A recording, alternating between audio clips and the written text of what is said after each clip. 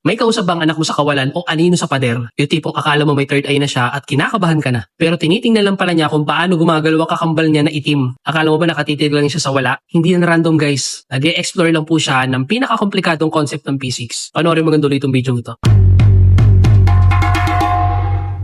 Bakit nga ba obsess ang anak mo sa anino o sa tama ng liwanag sa pader? Ang tawag po dyan guys, visual spatial exploration. Isipin mo na lang yung utak ng anak mo. Ang mundo ay isang malaking puzzle. Kapag nakakakita siya ng anino na sumusunod sa bawat galaw niya, nalilito siya at naa-amaze ang utak niya sa cause and effect na yan. Sinusubukan niyang iproseso kung bakit yung itim na figure ay walang mukha pero gumagalaw pag gumagalaw siya. Yan po kasi ay isang matinding brain exercise para sa visual tracking at depth perception ng anak. Natututo po kasi siyang i-distinguish ang solid object na which is siya laban dun sa non-solid reflection na anino niya. Pag nakita mong hinahawakan niya ang anino sa pader, pinipredict ng utak niya ang texture at space. Mas healthy po yan sa brain development ng bata kaysa sa pinapanood lang sa cellphone dahil kailangan niyang gamitin ang buong katawan niya para magalaw ang visuals sa paligid niya. Hindi siya nakakita ng multo guys ha. Nag-aaral lang siya ng dimension. Huwag mo siyang guluhin mami at daddy. Matik na yan sa kanya.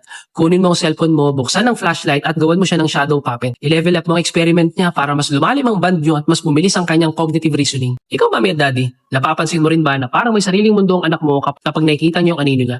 I-share mo yung third eye story mo sa comments. Tandaan po natin ang batang marunong mag-observe ng kalikitang detalye sa paligid, batang magiging mapanuri at matalino sa hinaharap. Huwag mong kalimutang i-heart at i-share ang video na to para mawasan ang kaba ng ibang tropa nating parents na akala nila may kung ano na nakikita ang mga anak nila. Pero bago po kayo malis guys, baka magkalimutan. Sa store po namin, Gin and Jan Kidswear, marami po tayong mga pambatang damit na tinitinda. Kada bili nyo po sa amin, tinutulungan nyo po kami na gumawa pa ng mas marami pa mga parenting contents para makatulong po sa lahat ng mga magulang. 30 pesos voucher available meron po tayo for minimum spend of 369. Dresses sa turn na makakabili ka kagad with discount. Bumili ka ng 2 to 3 pieces, maa-avail mo na kagad yung voucher na yan. 4.9 po yung overall store rating natin. Kaya sobrang taas yan mami at daddy na trusted na po tayo ng mga daddy at mami. Kaya marami na rin po tayong product sold 40k all in all product sold. Cotton linen, cotton spandex po ang mga tela natin. I-follow nyo na yung page natin guys. Marami po tayong mga bagong designs at mga upcoming pang mga bagong designs na sigurado magugustuhan mo at ng anak mo. Salamat po!